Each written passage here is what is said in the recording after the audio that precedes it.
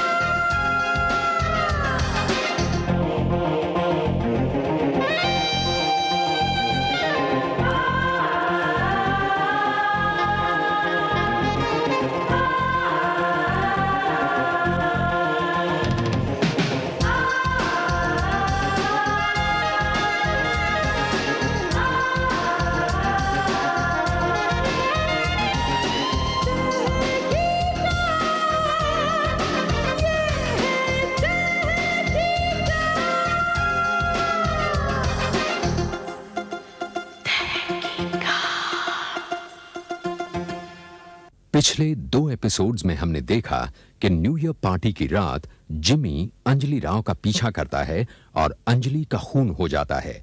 मरते वक्त अंजलि ने एक अधूरा शब्द कहा था, कंच। सैम और गोपी मिसेस कंचन चौधरी से मिलते हैं, पर वो तो व्हील चेयर की मोहताज हैं, लेकिन चलने की छड़ी उनके कमरे में क्यों? सैम अंजलि के पति विजय के कमरे में एक खत के फटे हुए टुकड़े देखता है और मैनेजर से कहता है उसे वो कचरे का डिब्बा चाहिए। इतने में जिमी की घबराहट सैम पर जाहिर हो जाती है। सैम उस पर इल्जाम लगाता है।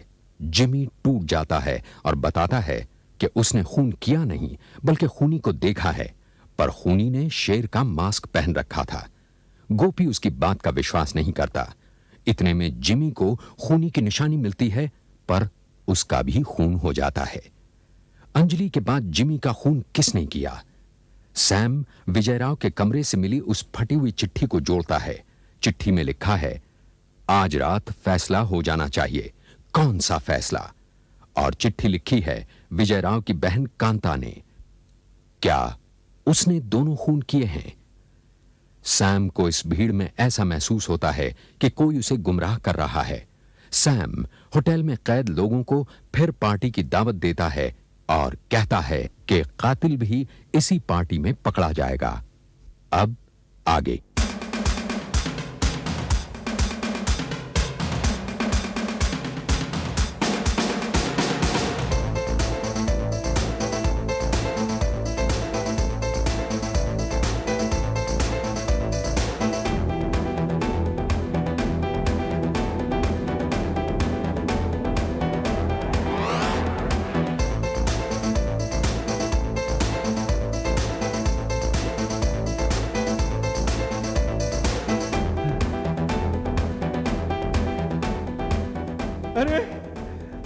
अरे आप लोग खड़े क्यों हैं? जिंदगी जीने के लिए होती है।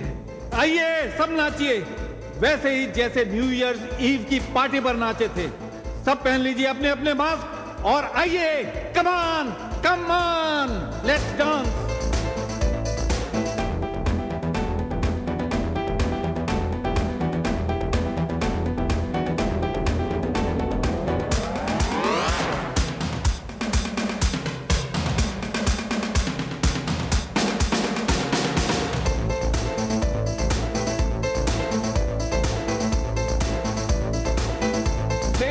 जेंटलमैन,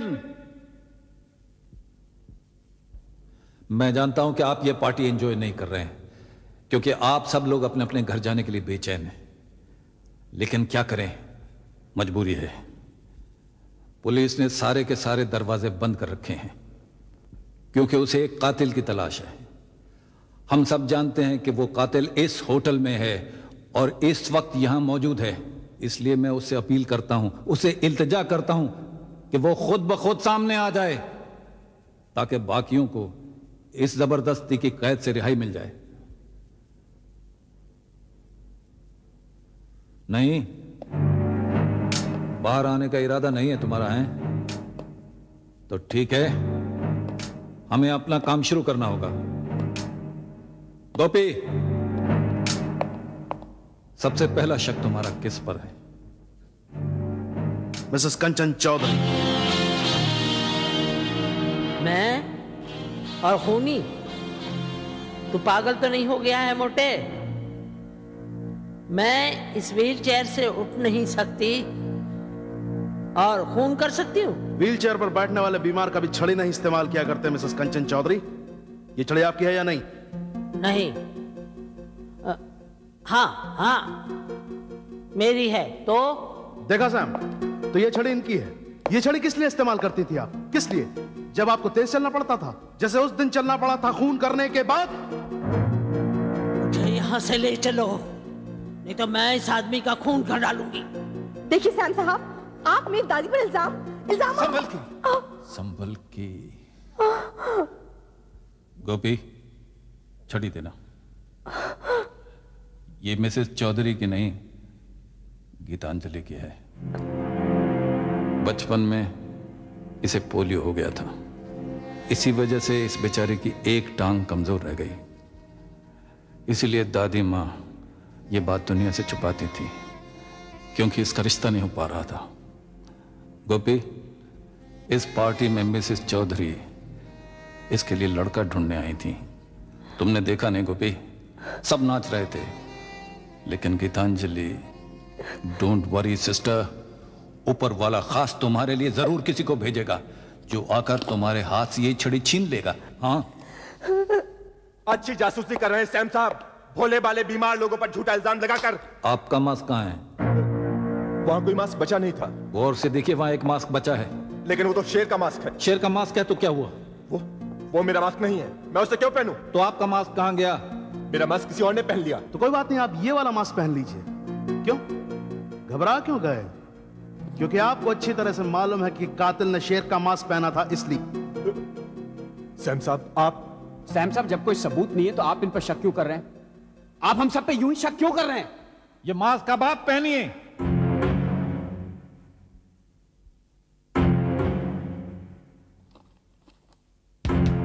वाह, क्या खिला ये चेहरा। देखिए सब लोग, एक पति का असली चेहरा। वो पति जो कुछ सालों की शादी के बाद अपनी पत्नी से इतना बोर हो जाता है कि वहशी बन जाता है और आजादी के ख्वाब देखने लगता है। उस आजादी के लिए उसे खून भी क्यों ना करना पड़े। मैंने दिल्ली का खून नहीं किया। छोड़िए। तुम अपनी पत्नी से बोर हो चुके थे और दूसरी शादी के सपने देख रहे थे, क्योंकि पहली शादी तो तुमने अपनी मर्जी से की और दूसरी तुम अपने खानदान की मर्जी से करना चाहते थे। नहीं, अंजलि से शादी मैंने अपनी मर्जी से की। उस रात ये मास्क तुमने पहना था, तुमने अंजलि का पीछा किया, खून किया तुमने उसका। तुम अंजलि से नफरत करते थे, तुम नफरत करते थे।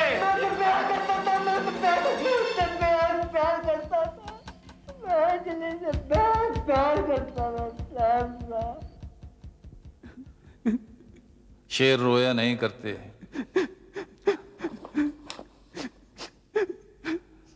तुम्हारे ये आंसू सच्चे हैं मेरे दोस्त, और तुम्हारी बेगुनाही का सबूत है। लेकिन मेरे लिए इन्हें देखना बहुत जरूरी था। तुम सच में अंजलि से बहुत प्यार करते थे, लेकिन कोई तो था तुम्हारे घर में जो उससे बहुत नफरत करता था। देखो देखो, ये शेर का मास्क इसके चेहरे पर बिल्कुल फिट बैठता है।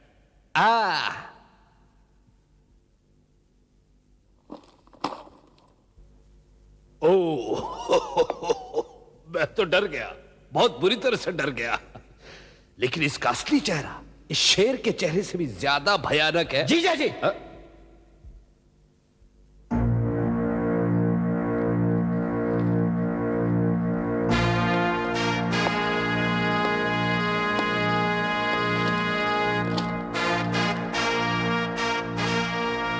फैसला आज रात को ही हो जाना चाहिए, मुझसे और बर्दाश्त नहीं होता।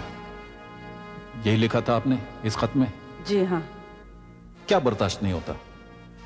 अंजलि, आप जानती थी कि आपका भाई नर्म दिल है और उससे खून नहीं होगा, इसलिए क्या आपने खुद ही ये खून कर दिया? एक खून कर चुकी है। और दूसरा करने वाली है। आप चुप रहिए वरना मैं सचमुच आपका भी खून कर देगी। सी, अगर आप इनका खून कर सकती हैं तो अंजलि का क्यों नहीं? नहीं, अंजलि का खून मैंने नहीं तो आप किस फैसले की बात कर रही हैं? वो मैं आपको नहीं बता मुझे सकती। बताइए किस फैसले की बात कर रही हैं आप? मैं किसी को नहीं बता सकती।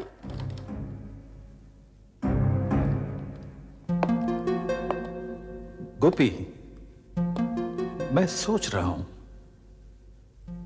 क्या इनका फैसला ये तो नहीं था कि ये अपने पति से तलाक मांग रही थी? You are right mister D'Silva. दीदी और जीजा जी के रिलेशंस अच्छे नहीं थे। इस खत ने हमें बहुत गुमराह किया गोपी, लेकिन मैं समझ सकता हूं ये घर के मामले को घर ही में रखना चाहती थी। मिस्टर सैम, ये सब क्या हो रहा? ये सब हो क्या रहा है? बात कहीं पहुंची नहीं, घूम फिर कर वहीं की वहीं है। वहीं की वहीं है। जी हां, आखिर कातिल है कौन? कुछ समझ में नहीं आ रहा भेड़े साहब, कुछ समझ। कविता जी, आप ही हमारी कुछ मदद कीजिए ना। कैसे? उस दिन जो टेबल टेनिस खेलने के बाद जिमी ने जब हमें बताया था कि कातिल ने शेर का मांस पहना हुआ था, तो आप भी वहां मौजूद थी ना? जी हाँ। तो आपको लगता है उसने ये बात किसी और को भी बताई होगी? हाँ, उसके चंद दोस्त हैं यहाँ, जरूर उनमें से किसी को बताया होगा। और फिर जिमी की मौत पर एक था जो बिल्कुल चुप था, जैसे उसे जिमी की मौत का कोई गम ही ना हो। चुप था, हाँ चुप था, चुप।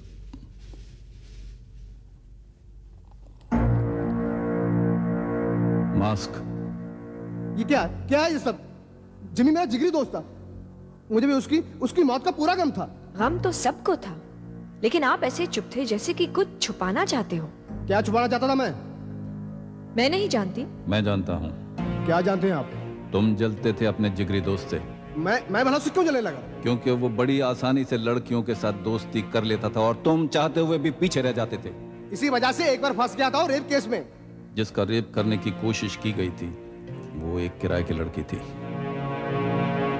उसे पैसे दिए गए थे इस काम के लिए, और ये पैसे दिए थे उसके एक जिगरी दोस्त ने, तुमने। मैंने? रेप में फंसाकर तुम उससे बदला लेना चाहते थे। किस बात का? क्योंकि एक बार उसने तुम्हारी बहन पर भी बुरी नजर रखी थी। मैं तो उसे गोली मार देता, लेकिन ये बात तो टल गई थी और मेरी बहन बच गई थी। और सबसे बड़ी बात, जिमी ने मुझसे माफी मांग ली थी। उसने माफी मांग ली थी, लेकिन तुमने उसे माफ नहीं किया था, और इसलिए तुमने उसे एक बार फिर फंसाने की कोशिश की, इस बार खून के इल्जाम में, खुद अंजलि राव का खून करके। मिस्टर सैम, आप ये अच्छी तरह जानते हैं कि जिस शख्स से ये खून हुआ है उसका नाम कंच से शुरू होता है। इसका नाम राकेश है, कंचेश नहीं। आखिर आप चाहते क्या है? सॉरी, क्या चाहते हैं आप? सॉरी साहब, आखिर आप क्या करने वाले हैं? हमने अपने बैंक डिटेल को गाड़ी लगा लेते हैं, खून उसी ने किया।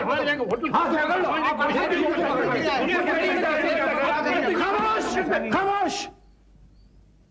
मैं वही कर रहा हूं जो मुझे करना है। शक, सब पर शक करना है। अपने आप पर शक करना है, गोपी पर शक करना है, और ये तो हमारे साथ रही ना हमेशा, इन पर भी शक करना है। कविता जी, अगर आप बुरा ना माने तो प्लीज इसको पहन लीजिए, हमारी तसल्ली के लिए। ये पकड़िए प्लीज। Thank you. जिस वक्त खून हुआ उस वक्त आप कहां थी? नाच रही थी, हैं? देखिए देखिए, गिरेगा नहीं। ये गोपी बिल्कुल पागल है, सब पर शक करता जा रहा है। सबसे पहले तो उसने इन पर शक किया, फिर इन पर शक किया, फिर इन पर शक किया, इन पे शक किया, इन पे शक किया, इन पे शक किया, और इसका बस चलता तो मुझ पर भी शक करता, अपने आप पर भी शक करता, और आप पर भी शक करता। लेकिन इन सारी भूल भुलैयों में यह समझ में आया कि मरते वक्त अंजलि राव न कंच कह रही थी, न कंचन, और न कांता।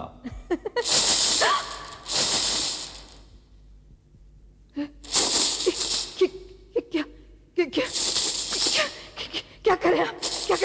क्या करें आप? कंचे, कंचे। कंचे नहीं, नहीं कंचे नहीं, नहीं, रोको, इन्हें रोको इन्हें, ये कंचे नहीं चाहिए, नहीं चाहिए, हटाओ, हटाओ मेरे सामने से। कंचे ही तो हैं। यही कहना चाहती थी ना अंजलि राव मरने से पहले। कंचे, कंचे। तुम्हारी किताब मार्बल मैन में खूनी जब भी खून करके जाता है तो एक कंचा उसके हाथ में छोड़ जाता है जिसका उसने खून किया है। अंजलि राव के हाथ में भी एक कंचा था और जिमी की जेब में भी एक कंचा था।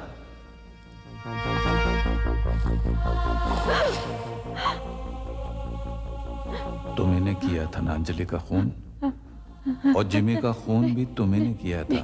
नहीं, नहीं, हाँ कविता, नहीं, तुम्ही ने किया था। नहीं, हाँ, नहीं, तुमने किया था। नहीं, नहीं, नहीं, नहीं, नहीं, रोको, रोको, रोको, मुझे बर्दाश्त नहीं होता, मुझे बर्दाश्त नहीं होता। नहीं, नहीं, नहीं, हाँ, हाँ, हाँ, मैंने खून किया, हाँ, रोको इन्हें, हाँ, मैंने खून किया, मैंने अंजलि का खून किया, जिमी का भी, दोनों का खून किया मैंने, हाँ, हाँ, हाँ, हाँ, मैंने खून किया,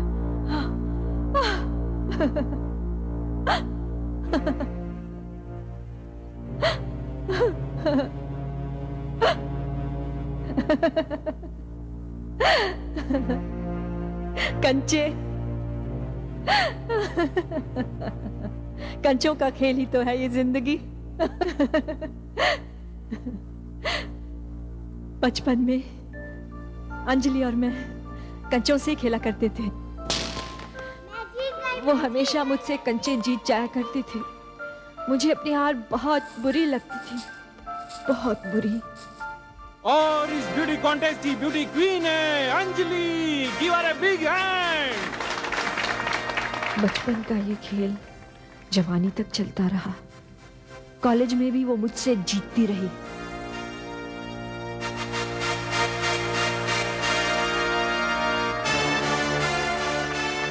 वही कंचों का खेल, वही हार मुझसे बर्दाश्त नहीं होता।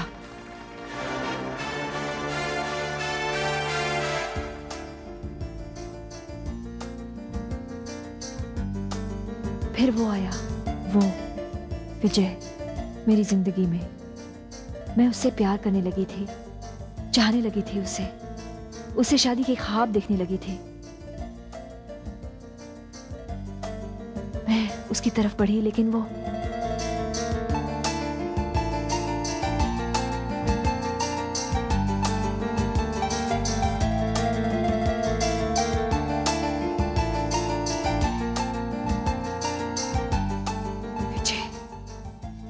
विजय उसकी बाहों में।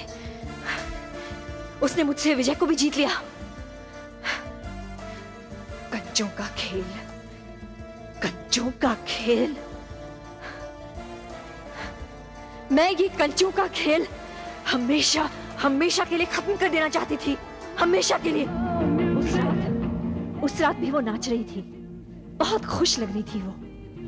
और फिर उसके जूते की हील टूटी। वो कमरे में जाने के लिए बाहर निकली।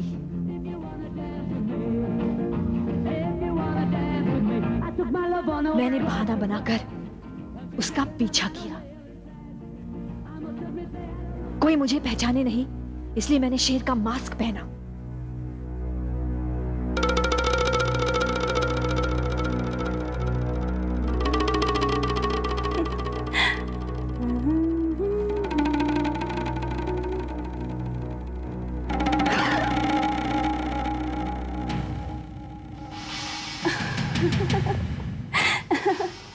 डराती क्यों है ऐसे मुझे?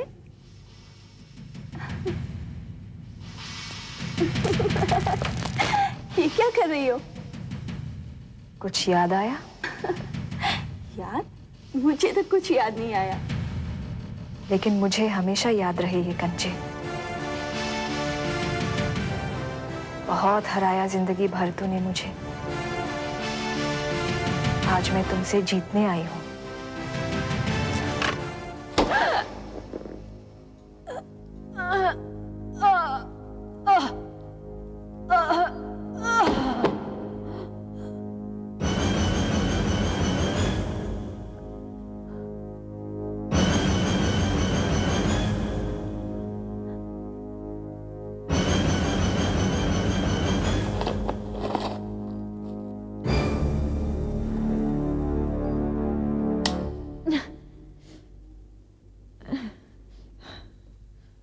उसके बाद? उसके बाद मैं अंजलि के कमरे से बाहर निकली और जिमी से टकराई। न जाने उसने मुझे पहचाना या नहीं। मैं सोचती रही। फिर उस दिन टेबल टेनिस खेलने के बाद उसने बताया कि उसके पास कातिल की एक निशानी है। मुझे आपको अभी इसी वक्त मिलना है। मेरे हाथ में कातिल की निशानी है। मैं आपको लिफ्ट के बाहर मिलता हूं। ओह, मुझे लगा मिस्टर सैम आए।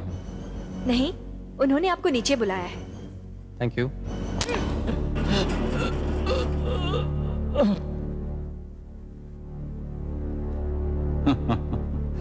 कविता जी, आप साफ निकल जाती हैं, लेकिन आपका ये कहना कि उस पर सबसे ज्यादा शक करना चाहिए जिस पर सबसे कम शक हो, हमें भाग गया। हम इस बात के कायल हो गए और इसी को पकड़ पकड़ कर हम यहां तक पहुंच गए। अभी जजमेंट हुई नहीं है। शायद कोर्ट मुझे जाने दे। मेरे भेजे हुए मुजरिम छूटते नहीं। वो देखा जाएगा। खैर, कोर्ट आपको छोड़े ना छोड़े, लेकिन आप लिखना मत छोड़िएगा।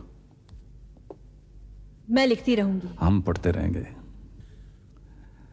भिंडे, चलिए मैडम।